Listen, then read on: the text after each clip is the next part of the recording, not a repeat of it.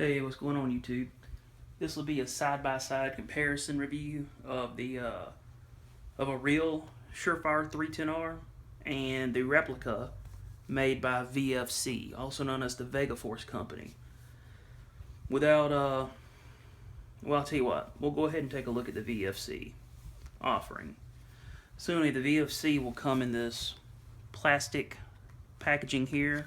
It's just a simple plastic bag. You got your instruction manual there, your part number, and anyway, this is what you're going to get in the box. It's already pretty much pre-assembled. Go ahead and open it.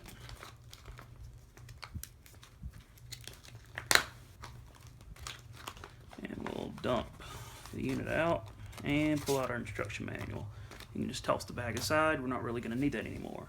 Inside the box, you'll be presented with these three items: the instruction manual, your mounting hardware, and the light itself.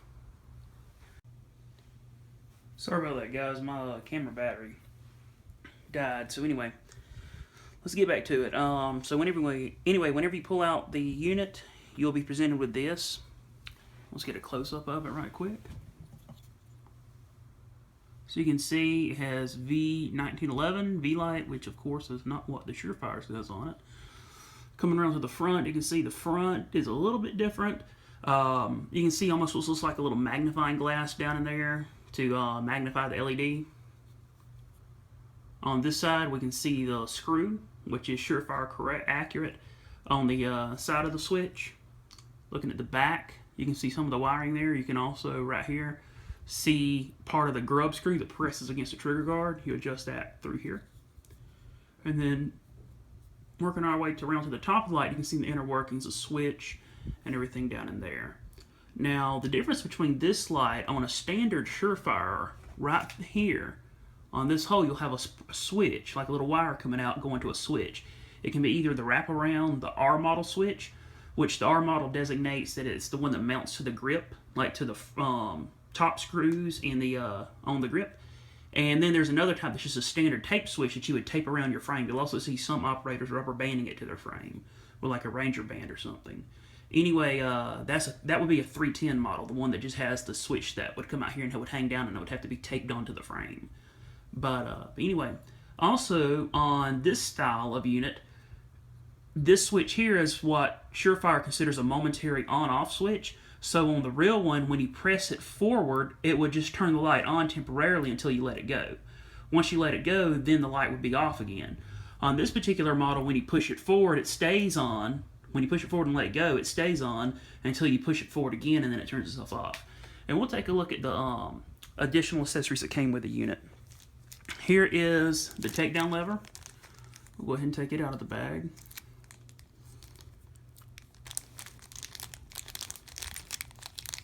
And we don't need it, so we can toss it. Anyway, get my phone to focus. Okay, so here is the VFC takedown lever. As you can see, there's almost like a little bushing here that rotates on this. That's to allow the weaker spring of the airsoft magazine, the follower on it, to push up on this and lock the slide back on the last round. Also, the geometry of this little nub inside of there is a little bit different than the regular Surefire. So, also the Surefire, the real one, does not have this bushing on it. Externally, though, it looks just like it from the side. And as you know, that would pass through the frame and through this side of the light just like that to mount it. So, we'll take that aside and let's look at the instruction manual right quick. Have a nice view of what's supposed to be a Springfield 1911 on the front there. It's like the MARSOC model, the one that the Marine Corps will be using. Replacement options, there's a little parts you have. Of course, your battery, your LED module, and your reflector are all apparently replaceable. On the inside, you have your detailed instruction manual, but it's actually pretty straightforward and simple to figure out. So, there's another area of it. So anyway, let's compare this to the legitimate Surefire. We'll move these two aside and clear the frame for the Surefire. So this is, as you can tell by the box, a legitimate Surefire We'll rotate the box around. You can see there it says Model 310R Tactical Light, 3-volt system for government 45 cal pistol. And it tells you what type of battery is included with it. Now this unit, I've actually, as you can tell by the corner of the box here and on this end, you know, I've actually already opened this and it's been mounted on my pistol. I just put it back in the box so that you could see what it looked like. So these are actually very hard to find now. Surefire stopped making these lights back in about 2000, so now it's 2016, so it's been about not 10, I'm going crazy. It's been about 16 years since the last one was made and produced by Surefire.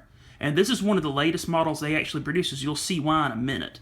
This actually has the Surefire brand name on the side of the housing, whereas most of them you're going to find are going to say Laser Products on them, but the Laser Products name was their Weapon Light division, and they were discontinued in sometime around 1999 or 2000.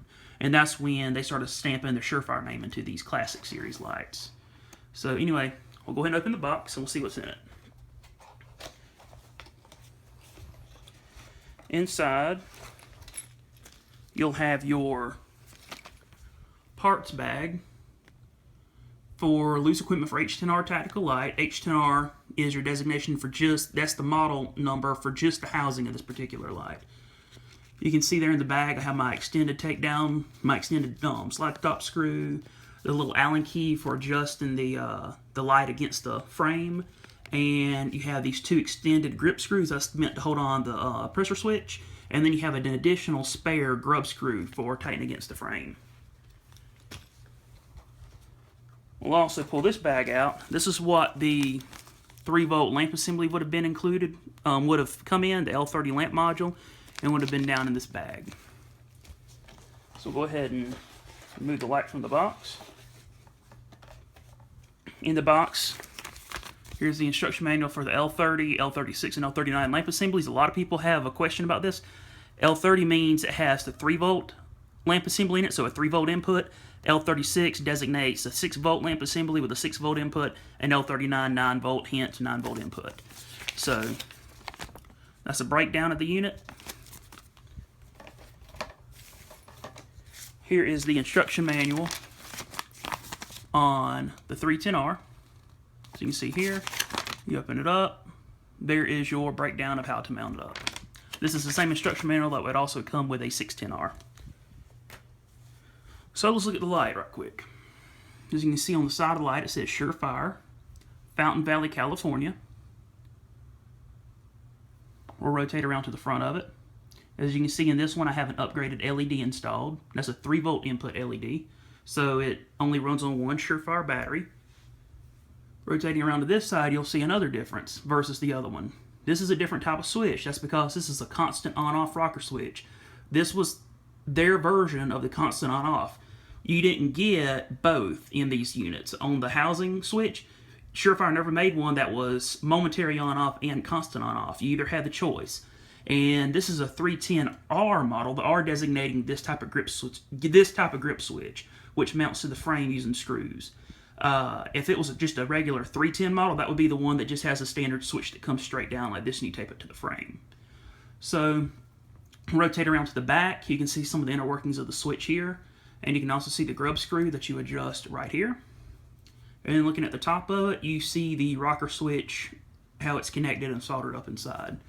On this unit, as you can see, the rocker switch works just fine, and the pressure switch for the grip works fine too. We'll set that aside. Now let's look at the VFC offering by comparison. I'm going to go ahead and put a battery in this one right quick. Hold on.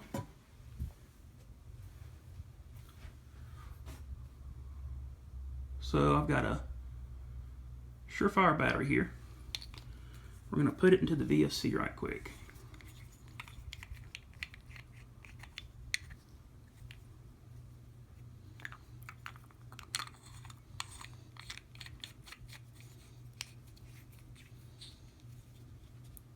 So you can see here, when I pressed it forward, now it's staying on. And press it forward again, it turns it off. Let's compare the brightness of both of them.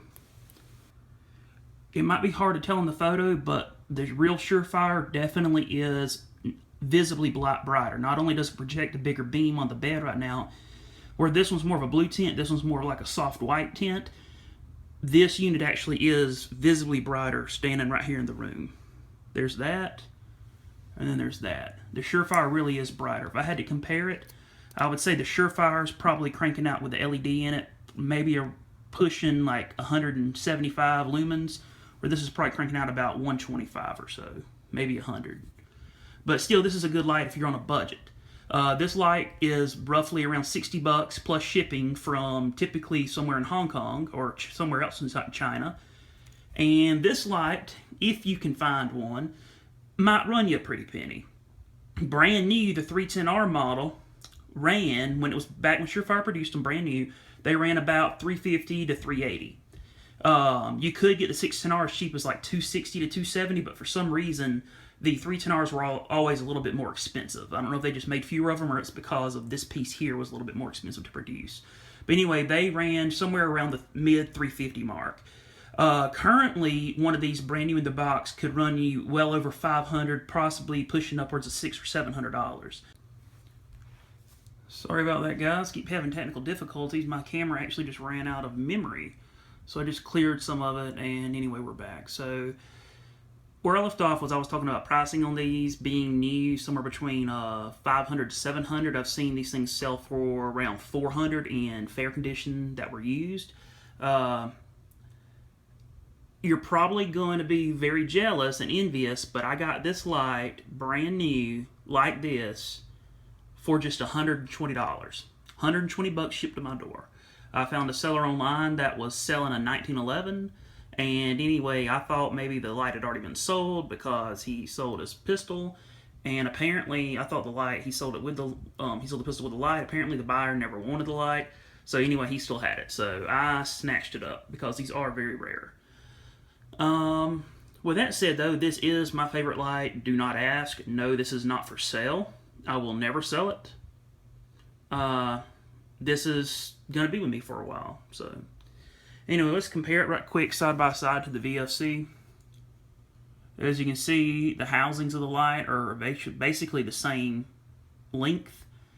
The Surefire's color up here is a little bit different than the VFC. The VFC, I don't know, it's like, it's two different shades. It's also, I can tell you just by rubbing them, it's two different textures as well. But if you'll also look, the finish on the bezel of the Surefire is a slightly different shade. So, there's that. Let's look at this side of them. And let's look at this right here again. Look at the inside. So they're actually extremely similar. If you're looking for just a cheap way to have a kind of Marine Corps look to your pistol, or you just really like these classic series, and you want a cheap light to put on your 1911 that will actually hold up. This isn't my first one of these I've owned. I had one beforehand that I ran on a 1911, and it held up just fine. It didn't break off or anything like that. So anyway, I mean, it did fine.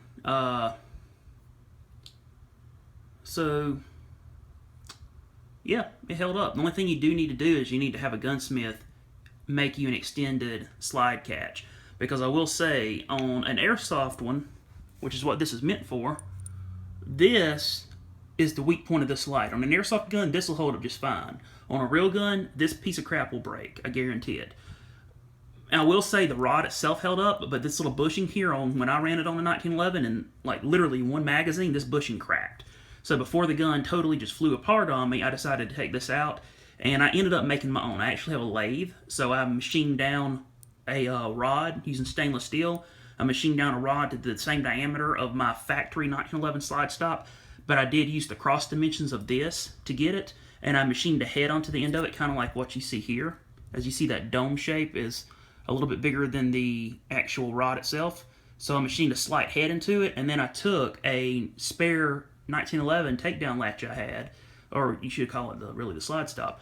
I took it, cut off the rod, and then drilled out the hole here to fit a new rod to go through, and then once I had it in, I silver soldered this rod into place into this portion. So that's how I ended up making my extended takedown, or I keep calling it a takedown lever because I'm used to an M9, but that's how I actually ended up making my extended slide catch. So anyway, that is pretty much the end of the review. I will post a how to install video a little later. Thank you. Have a nice day. Bye.